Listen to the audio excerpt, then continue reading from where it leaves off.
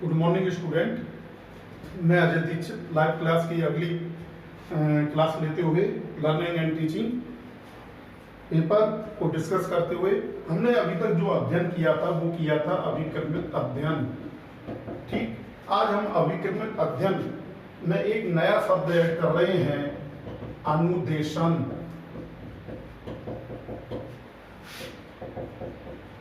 अभिक्रमित अनुदेशन, इसका जो वास्तविक प्रोग्राम है ये प्रोग्राम जो आया था ये आया था अमेरिका में, और अमेरिका में इसको अभिक्रमित अध्ययन ना कहते हुए इसको अभिक्रमित अनुदेशन नाम से संबोधित किया गया।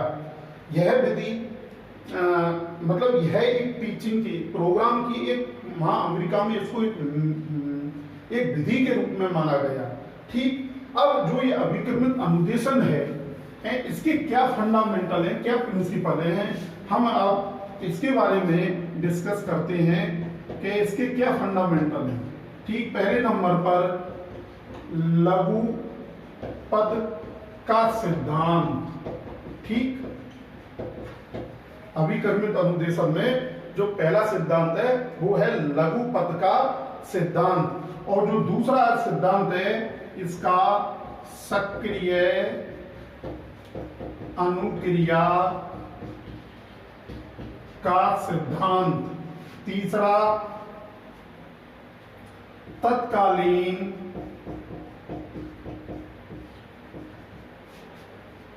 प्रतिपुष्टि।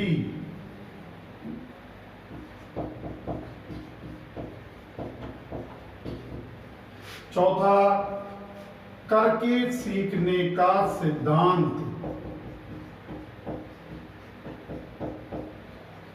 और पांचवा छात्र परीक्षण सिद्धांत।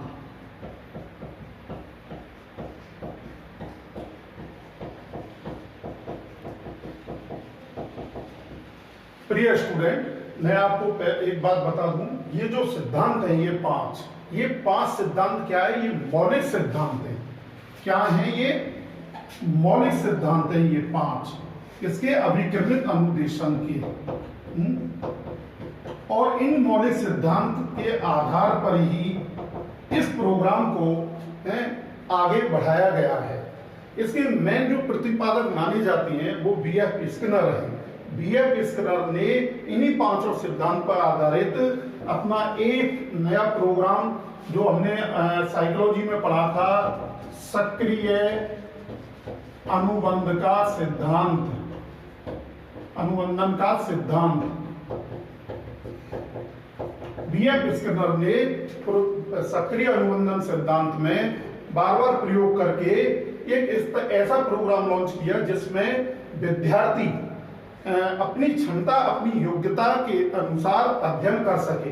अभी हम जैसे ये पांचों सिद्धांत हैं कि इस प्रोग्राम में सबसे पहला सिद्धांत आ जाता है लघु पद का सिद्धांत। लघु पद, इसमें जो विषय वस्तु रखी जाए वो विषय वस्तु छोटी होनी चाहिए, पर इतनी भी छोटी नहीं हो कि वो अपनी मौलिकता को खो दे। बड़ी ना होकर वो क्या, विषय वस्तु छोटी होनी चाहिए। दूसरा आ जाता है कि वो सक्रिय मतलब जो विषय वस्तु हो वो विषय वस्तु ऐसी होनी चाहिए जिससे विद्यार्थी अनुक्रिया करे। पहले लघु पद, फिर वो अनुक्रिया करे। ठीक, अब उसने सही अनुक्रिया की है नहीं, इस बात की उसको प्रतिपुष्टि प्राप्त हो। अच्छा, जब वो अनुक्रिया कर रहा है और प्रतिपुष्टि प्राप्त हो रही है तो फिर वो क्या, ये सारी जो भी क्रियाएं कर रहा है वो क्या, स्वयं कर रहा है। तो इसमें और वो स्वयं करके सीख रहा है।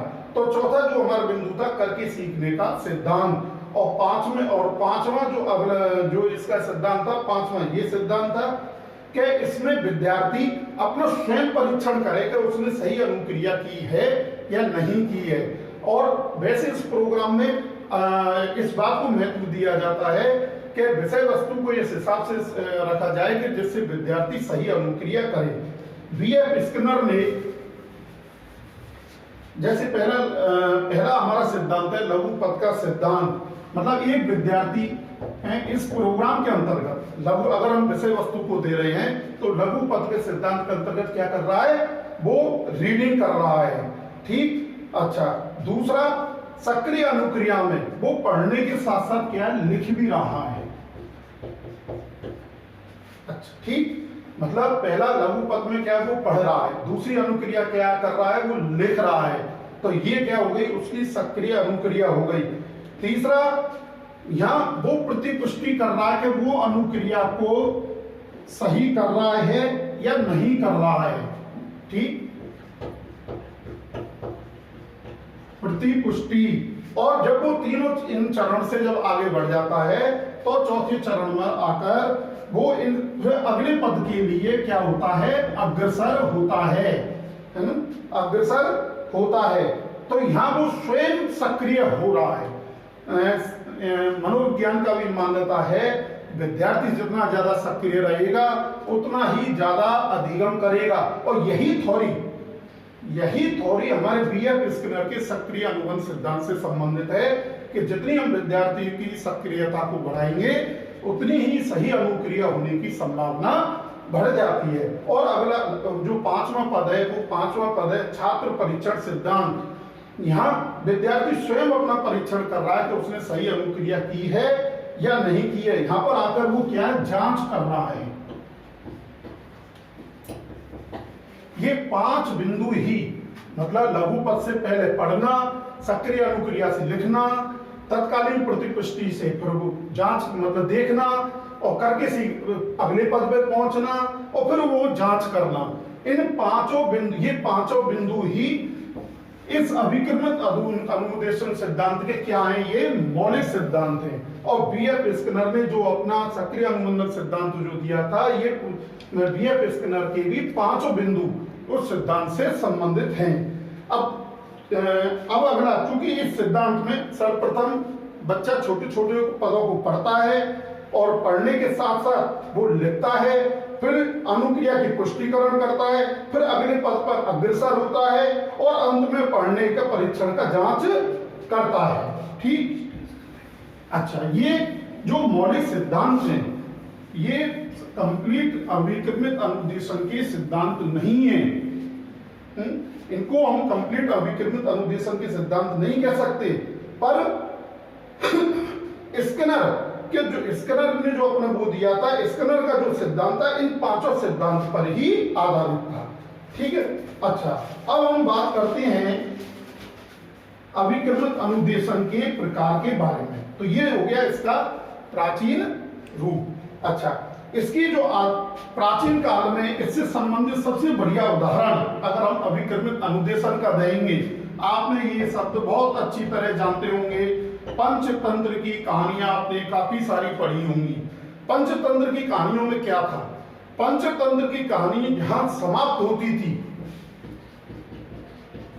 तो वहां समाप्ति पर एक जिज्ञासा होती थी, और वो जिज्ञासा ही हमको अगले पद, आगे की कहानी को पढ़ने के लिए प्रेरित करती थी। मेरा कहने का मतलब ये नहीं है पंचतंत्र अभिक्रमित अनुदेशन नहीं है, पर पंचतंत्र का जो मौलिक फंडा है वो अभिक्रमित अनुदेशन से ही संबंधित है।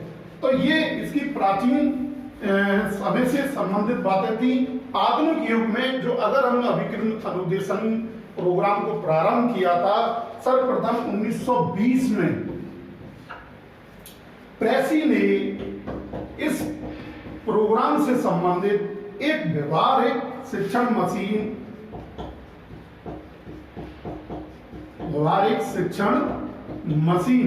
का प्रतिपादन किया था। ये मशीन किस प्रकार से कार्य करती थी, इसमें 3 बिंदु थे। पहले प्रश्न करना,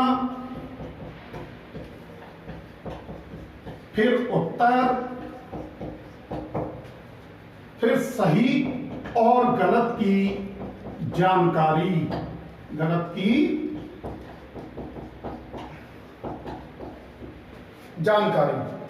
मतलब जो प्रेसी ने सर्वप्रथम एक शिक्षण मशीन का प्रतिपादन किया था 1920 में, और जो मशीन जो शिक्षण कार्य करती थी वो किस तरह से, क्या उसमें उस मशीन को इस तरह से बनाया गया कि प्रश्न करना, प्रश्न का फिर उत्तर देना, फिर पुष्टिकरण करना।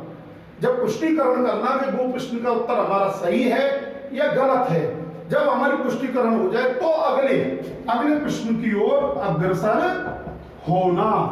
ठीक, तो ये अच्छा आधुनिक युग में आधुनिक युग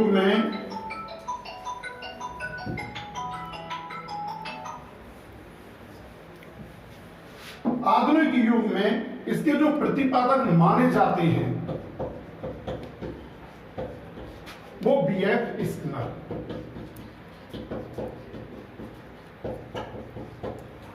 बीएफ स्किनर ने इसका जो प्रतिपादन किया वो 1950 में किया।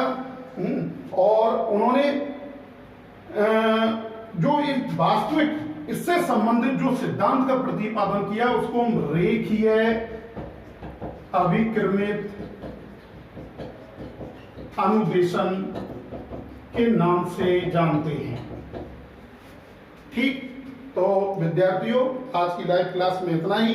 आपको अगर वीडियो लगा हो इस चैनल को लाइक करिए, सब्सक्राइब करिए और इसके साथ हमेशा बने रहिए। धन्यवाद।